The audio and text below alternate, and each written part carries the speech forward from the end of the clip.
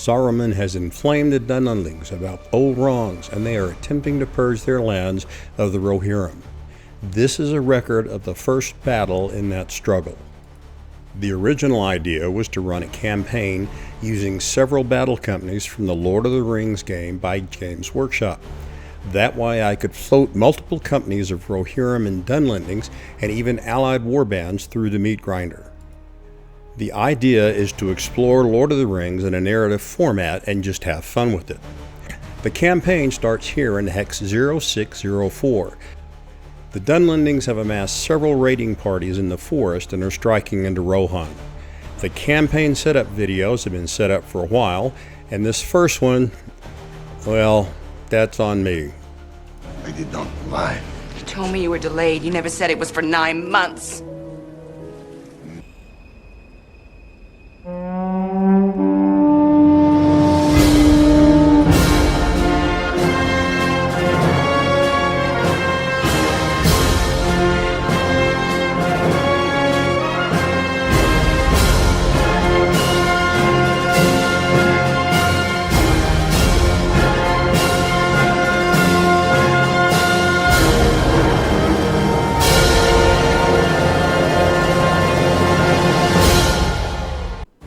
Yeah, about that.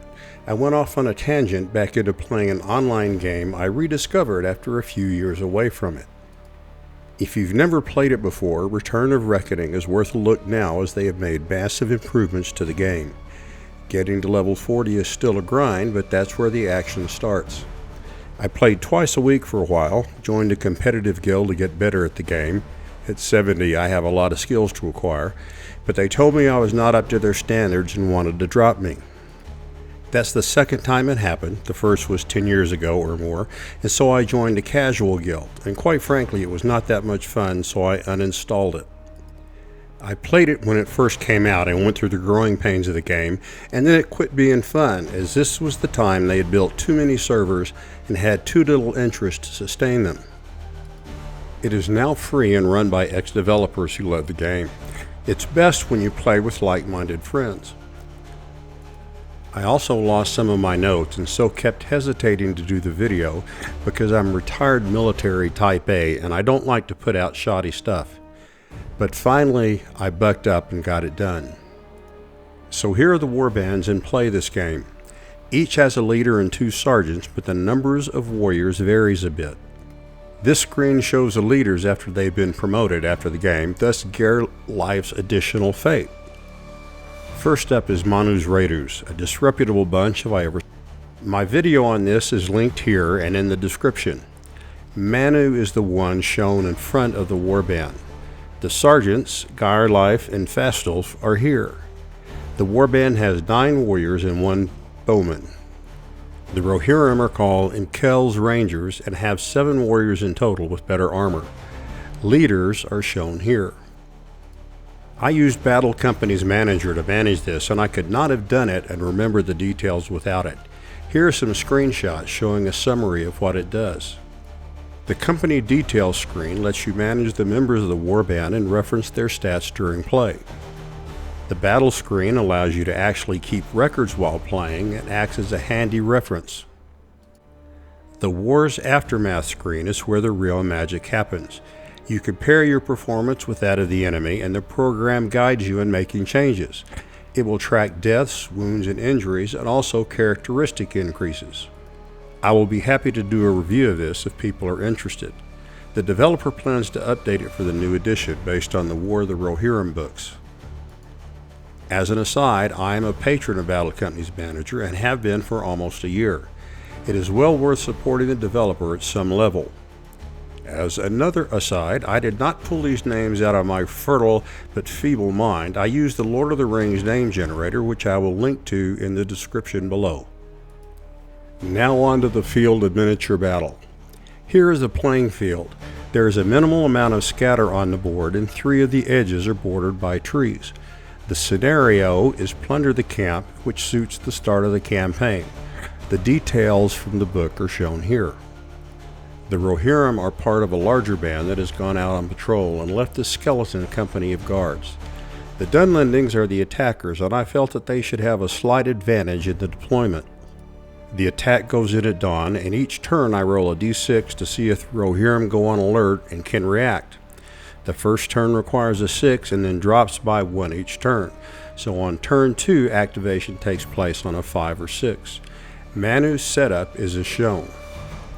Manu takes the right flank with the majority of the fighters. This will selfishly give him an edge in fighting the Rohirrim. The remainder of the warband has orders to advance through the more open ground and engage the Rohirrim left so that Manu can concentrate against the right at an advantage. Why share the glory, huh? On turn 1, the Rohirrim do not make their activation roll, so the Dunlandings get a free, uncontested move. The Dunlanding right remains in concealment, but the left is starting to feel like moving targets as they are now moving out into the open. On turn 2, the Dunlandings get another move and then surprise is lost. The lads and the fancy duds make their activation roll and go on alert, hearing lead-footed Dunlandings moving around in the dawn crashing through the underbrush. The Rohirrim on the left slightly adjust their line to be in supporting distance. Then, on the Dunlanding right, the Rohirrim decide to take a chance and elect to charge. This allows them to meet the Dunlandings on even terms for a few precious moments. Here is where my notes took a turn for the worse because the combat started occurring and I was not thorough. The Dunlandings on the left, the supporting attack, enjoyed success and pushed back the Rohirrim.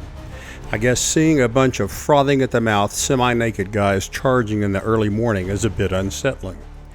But on both the right and left, the Dunlandings scored successes and knocked 2 of the Rohirrim out of the fight. At the end of turn 4, here is an aerial of what the fight looked like to this point.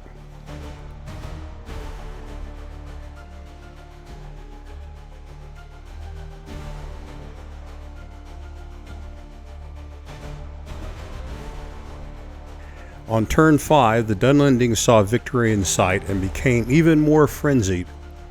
On the Dunlanding right, the sole Rohirrim that had led the charge was now surrounded by 3 of the foe. And what is more, the Dunlandings were in and around the camp. On the left, yet another Rohirrim warrior went down. Yeah, this flank alone proved that old barbarians are the best barbarians. In the course of the fighting on the Dunlanding right, another Rohirrim went down along with an overeager Dunlanding. Must have turned his back when looting the camp. With that, the Rohirrim broke and fled. The Dunlandings did their victory dance while chanting all the time, "We have all your base." Now came time to see what the butcher's bill was. Battle Company's manager is definitely the tool of choice for this. Here I will stumble through the resolution of the battle from the side of the Dunlandings. I started with the battle screen as I do not have a computer in my game room. If I had been using my iPad, I could have recorded results that way, but I was attempting to track it all on paper for the video. First thing you do is select Start Battle and then enter the opponent rating. Note that you can track or enter the characteristics used, might or fate, and enter wounds that you suffer. When you reduce the wounds to 0 because of combat, the card flips, but you can flip it back and forth to see stats and the character image so you kill the appropriate figure. This is a nice design touch.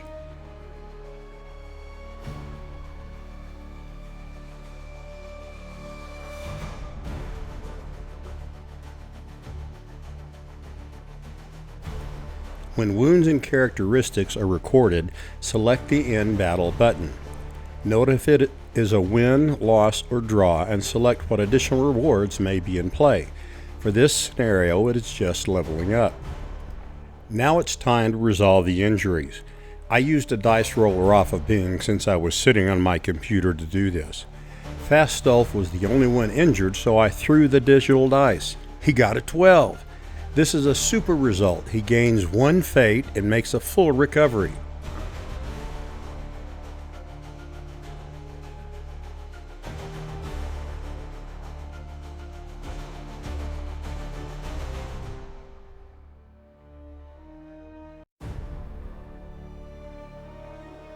You get a drop-down menu to record what the result was based on the tables in the book. Due to copyright issues, the author or designer can't duplicate these tables here. Then you resolve experience 1 warrior at a time. This is a really nice interface and very entertaining. Only Fastolf got any promotions, however. The rest of the Warband had to settle for participation trophies. So what are my thoughts on Battle Companies? Number one, the game moves fast. You can probably get in several complete games in an evening or at a hobby event. Combat can be deadly and have serious long-term unbalancing results. I now have to think about how I will handle the next game, which will be Seize the Outpost in the Hex to the southwest. It is, however, a lot of fun. I wish I was more confident that Games Workshop was going to release a new version of the game soon to go along with the rules changes, but I am confident that there are enough dedicated gamers to make workable changes for the immediate future.